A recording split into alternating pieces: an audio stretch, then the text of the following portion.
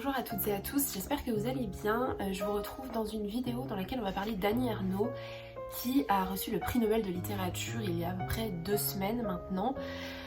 Voilà, bon, pour moi c'était une très bonne nouvelle parce que c'est une autrice que j'apprécie énormément et je suis très contente qu'elle ait reçu ce prix Nobel.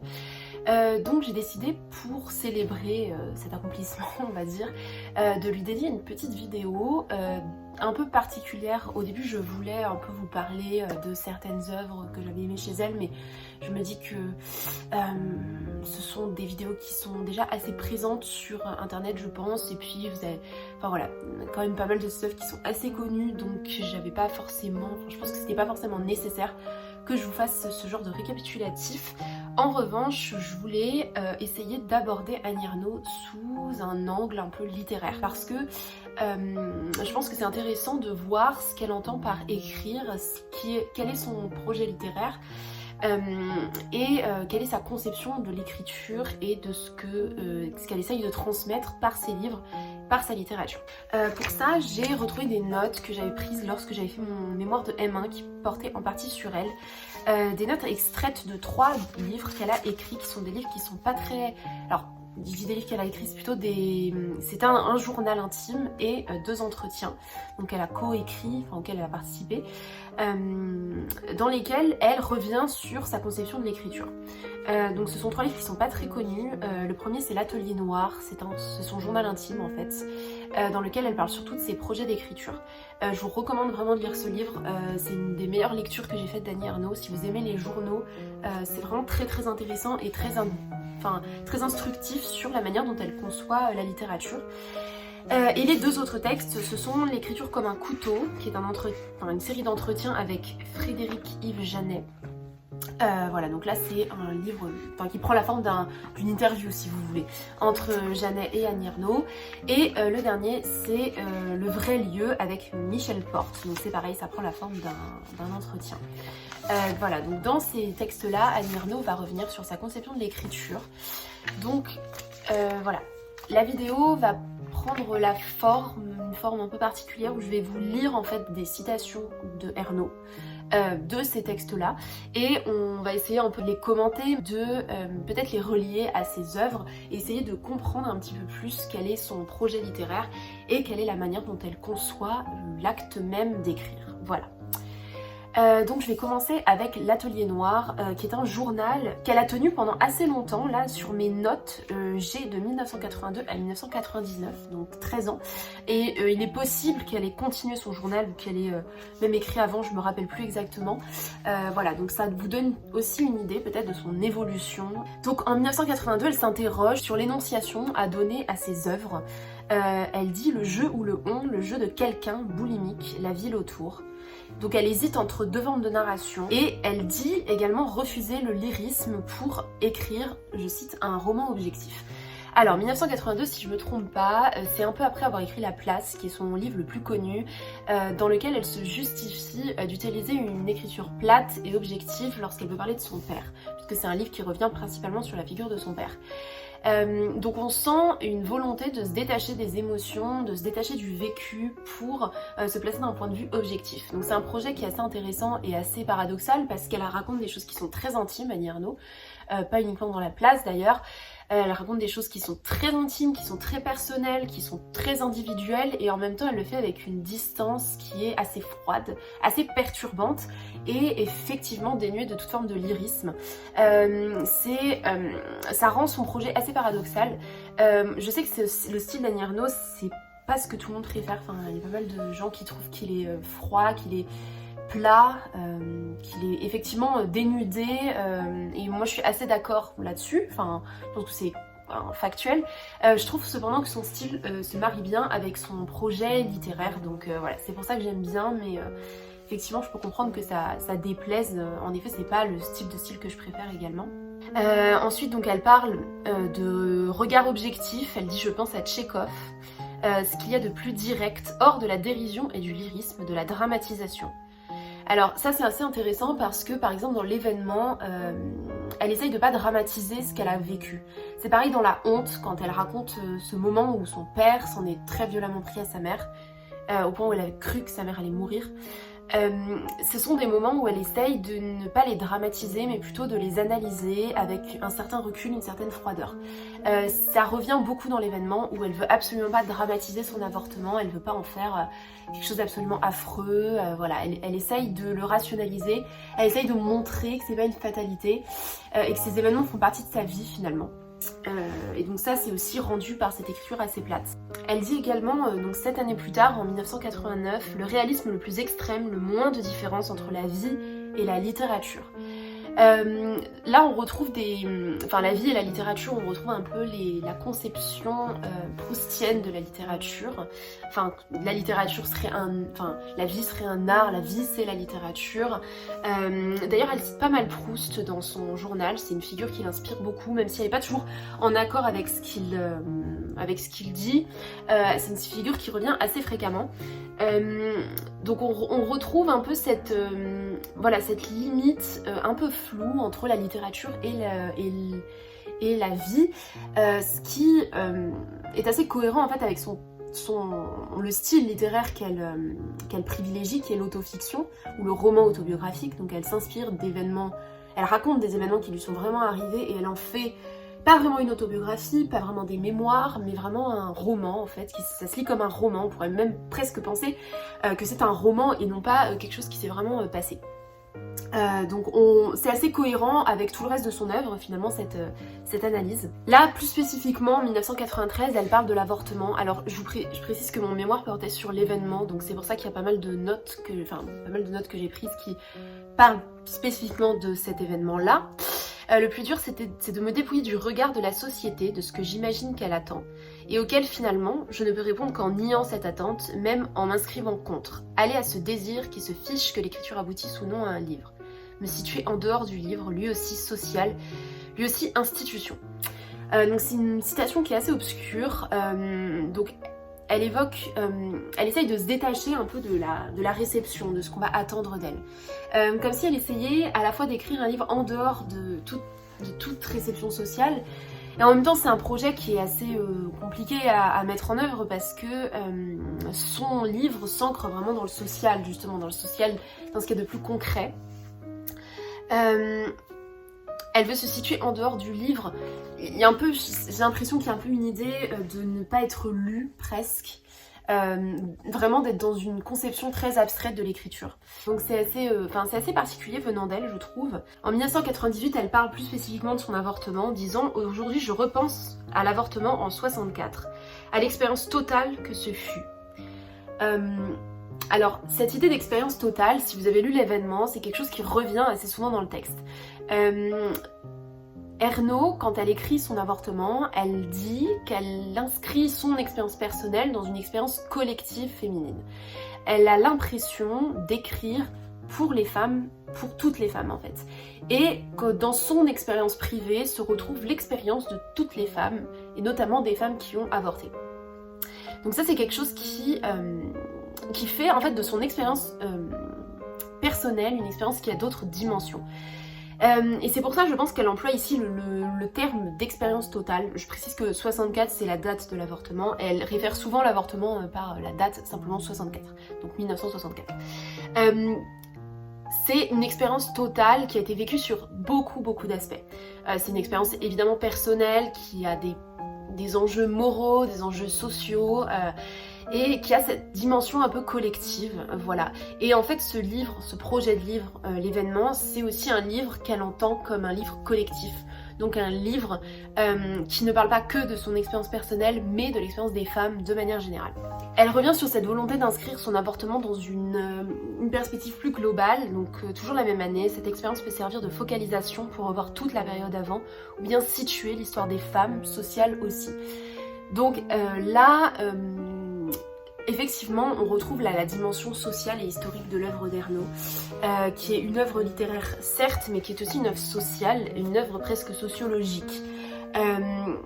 Ici, elle a l'intention un peu de s'inscrire dans quelque chose de plus global et de faire avec ce texte faire partie avec ce texte de l'histoire des femmes. Donc c'est un livre, dans l'ensemble, elle parle souvent dans son journal de roman total, c'est un truc qui l'obsède, qui revient régulièrement.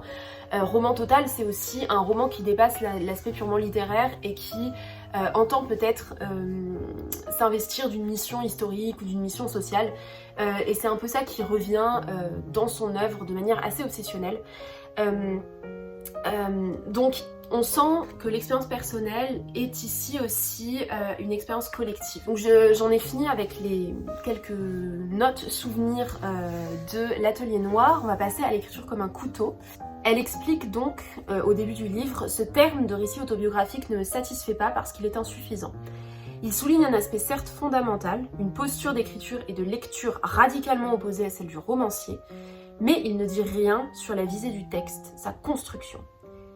Elle dit que ses romans sont moins autobiographiques qu'auto-socio-biographiques. Elle dit aussi, en parlant des Armoires vides, donc les Armoires vides c'est son premier roman qui parle aussi de son avortement, ce livre sera lu par la critique comme un roman, par les lecteurs comme un roman autobiographique, pas comme un roman par mes proches, évidemment. Donc ça c'est assez intéressant parce que c'est tout un débat sur comment qualifier sa littérature. Ces qualificatifs posent effectivement pas mal de questions. Comment on définit son œuvre? Donc au début j'ai parlé d'autofiction, de roman autobiographique. Moi je maintiens que c'est ce qui correspond à ce qu'elle écrit, même si elle n'est pas d'accord avec moi apparemment. Je pense que son œuvre elle se situe un peu dans un entre-deux entre le roman pur, donc la fiction, et le récit d'événements réels, donc la non-fiction finalement. Il y a un peu une sorte de flou entre ces deux notions qui sont effectivement opposées. Et c'est assez intéressant quand elle signale la réception en mentionnant que tout le monde va pas lire ses livres de la même manière et va pas les ranger dans les mêmes catégories selon qu'on est ses proches. Donc effectivement ses proches ne vivent pas ça comme un roman parce que pour eux c'est le récit de l'expérience réelle de Ernaux. Pour ses lecteurs, effectivement, c'est un roman et je trouve que c'est assez vrai pour les Armoires vides en fait. Les Armoires vides, c'est vraiment un de ces livres qui, pour moi, est le plus proche du pur roman finalement. C'est une fille qui se rappelle certains événements de sa vie au moment où elle va avorter. Donc il y a une sorte de rêverie. Cette fille, elle est détachée de la personne qui était Ernaux. On pourrait presque penser que c'est un personnage qui a été créé par l'autrice en fait. Donc je trouve que c'est un de ces livres qui se rapproche le plus de ce qu'on appellerait un roman. Moi si on m'avait pas dit que c'était inspiré de son expérience personnelle, j'aurais même pu penser que c'était complètement inventé par Ernaux quoi. Et en même temps un roman autobiographique, voilà, c'est assez flou, c'est assez compliqué. C'est intéressant qu'elle note que pour les lecteurs c'est un roman autobiographique. J'aurais presque envie de dire pour les lectrices c'est peut-être un roman autobiographique parce que le lecteur, ou plutôt la lectrice ici, va se placer, peut-être va se reconnaître dans cette femme qui avorte. Donc ce serait comme si on lisait son propre roman autobiographique. Je sais pas si vous me suivez. Voilà. Elle compare les Armoires vides et l'événement, donc ils parlent tous les deux de son avortement en disant: je n'ai effectivement pas la même voix dans les Armoires vides et dans l'événement, le changement se produit avec la place. La place, c'est vraiment le premier livre où Ernaux va expérimenter cette écriture plate, blanche. Donc les Armoires vides, on est encore dans une écriture romanesque, peut-être plus lyrique, plus dramatique. Et avec la place, un changement s'opère et on arrive à la Ernaux qu'on connaît tous et toutes. Et l'événement va retrouver ce ton un peu distancié. Donc voilà, donc la place, c'est vraiment un livre qui a une importance charnière dans son œuvre et c'est aussi une œuvre dans laquelle elle va justifier son type d'écriture. Elle parle de l'écriture en disant: il me faut la sensation ou le souvenir de la sensation, il me faut ce moment où la sensation arrive, dépourvue de tout nu. Donc là j'ai l'impression qu'elle évoque un peu une écriture qui devrait avoir lieu dans un moment où on a vraiment, où on s'imprègne de cette sensation qu'on avait ressentie lors de l'événement qu'on veut raconter, puisque comme c'est une écriture autobiographique, effectivement elle se replonge en fait dans ces moments qu'elle a vécu et j'ai l'impression qu'elle essaye de dire qu'elle écrit quand elle se trouve dans cette situation. Elle parle de l'écriture politique en disant: écrire est selon moi une activité politique, c'est-à-dire qui peut contribuer au dévoilement et au changement du monde, au contraire conforter l'ordre social, moral existant. Et elle dit en fait qu'avant elle pensait elle ne pensait qu'à l'aspect esthétique des textes et il lui semble que ce n'est plus possible. Donc ça c'est une thèse qui est assez... Enfin c'est un débat qui est extrêmement courant en littérature et en art de manière générale. Est-ce que l'art peut ne pas être engagé? Voilà, on aura chacun sa réponse, mais effectivement pour elle, l'art ne peut pas s'empêcher d'être politique, de passer un message militant, d'être engagé. Voilà, ça fait partie de sa conception artistique. Alors là c'est assez intéressant, donc elle écrit le désir de bouleverser les hiérarchies littéraires et sociales en écrivant de manière identique sur des objets considérés comme indignes de la littérature, par exemple les supermarchés, le RER, l'avortement, et sur d'autres plus nobles comme les mécanismes de mémoire, la sensation du temps, etc. Donc ce contraste entre des objets entre guillemets vulgaires, qu'on voit pas tout le temps en littérature, et des objets plus nobles, c'est un contraste qui est assez présent dans les années, je trouve. Les années, c'est vraiment un livre de la mémoire, un livre sur le passage du temps, un livre qu'on pourrait qualifier, enfin on pourrait dire que c'est l'autobiographie d'Annie Ernaux d'une certaine manière, mais c'est vraiment un livre dans lequel le travail de mémoire est extrêmement précis, extrêmement bien fait, et dans lequel le temps est vraiment... Enfin, elle réfléchit à de nombreux passages sur le temps, sur ce que ça veut dire d'écrire la mémoire. Donc, concrètement, qu'est-ce que ça veut dire? Voilà. Et d'un autre côté, elle parle de choses hyper triviales. Elle parle de sa première fellation, par exemple. Elle parle de ses règles, elle parle du RER, elle parle de plein de choses. Elle parle de postes de télévision. Elle parle d'énormément de sujets de la vie quotidienne, on va dire, ou du parcours d'une jeune femme. Et d'un autre côté, elle va essayer de le traiter en rapport avec des thèmes littéraires plus nobles. Et donc c'est un contraste qu'on retrouve pas mal dans les années, je trouve, qui se rapproche, enfin qui est un livre qui s'inscrit, je trouve, dans la tradition des mémoires, des types de mémoires autobiographiques qu'on connaît en littérature. Donc elle revient sur la gêne provoquée par la lecture de l'événement dont elle se réjouit, en disant que ça a provoqué quelque chose chez les gens. Voilà, et il y a beaucoup de textes qui ont vu le jour au prix d'une résistance violente d'abord. Donc ça, effectivement, ça ne m'étonne pas parce que elle écrit quand même sur des sujets qui sont très sensibles et sur des traumatismes, hein, comme la honte ou l'événement, des sujets peut-être un peu traumatiques pour elle. Et c'est pas étonnant que l'événement et la honte soient des textes qui ont été écrits des années après l'événement qu'il raconte, en fait. Parce qu'il a fallu un peu digérer et prendre du recul pour mener ce projet à bien. Et là, il y a une belle définition, enfin... qu'elle qualifie elle-même de définition de l'écriture. Si j'avais une définition de ce que c'est l'écriture, ce serait celle-ci. Découvrir en écrivant ce qu'il est impossible de découvrir par tout autre moyen, parole, voyage. Donc pas trop besoin de commenter cette citation, je pense. L'écriture a un pouvoir assez particulier pour découvrir des choses sur soi, voilà, que d'autres moyens d'autoréflexion n'auraient pas forcément. Donc je vais passer au vrai lieu, le vrai lieu, entretien avec Michel Porte. Au début elle parle de l'endroit où elle écrit, donc dans sa maison à Cergy. Donc ça, je pense que c'est assez typique de pas mal d'auteurs et d'autrices qui écrivent dans des lieux, toujours dans les mêmes lieux, etc. Donc elle dit qu'elle a besoin de s'imprégner d'un univers qui est connu par elle pour écrire. Donc elle écrit aussi, je parle d'une immersion à propos de l'écriture. Une immersion mais généralisée au-delà de mon enfance dans le réel. J'ai besoin pour capter le réel que les mots soient vraiment comme des choses, des objets. Tout se passe dans ma mémoire, une mémoire charnelle. Donc ici elle représente sa mémoire comme quelque chose de matériel, comme quelque chose qu'elle pourrait toucher, qui pourrait être sensible. Elle a besoin que les choses deviennent concrètes, que les mots se rattachent à des choses en fait. Voilà. Donc on a l'impression que dans sa mémoire se passe deux niveaux, un niveau purement d'écriture et un niveau où l'écriture devient concrète et où les choses deviennent matérielles, des choses qu'elle pourrait presque toucher. Elle parle de sa mère qui revient très souvent dans ses textes. Si vous les avez lus, je pense que vous le savez. Je crois avoir été marquée, plus que je ne l'ai pensé longtemps, par la défiance de ma mère vis-à-vis des hommes, de ce qu'on n'appelait pas encore la domination masculine et que pour sa part, elle ne subissait nullement dans son couple mais qu'elle percevait chez d'autres. Toute cette réflexion sur la domination masculine, ça revient notamment dans La femme gelée, qui est un texte dans lequel Ernaux se représente en femme au foyer, en femme triste, en femme délaissée par les tâches ménagères, qui ne travaille plus après la naissance de son enfant, qui s'ennuie.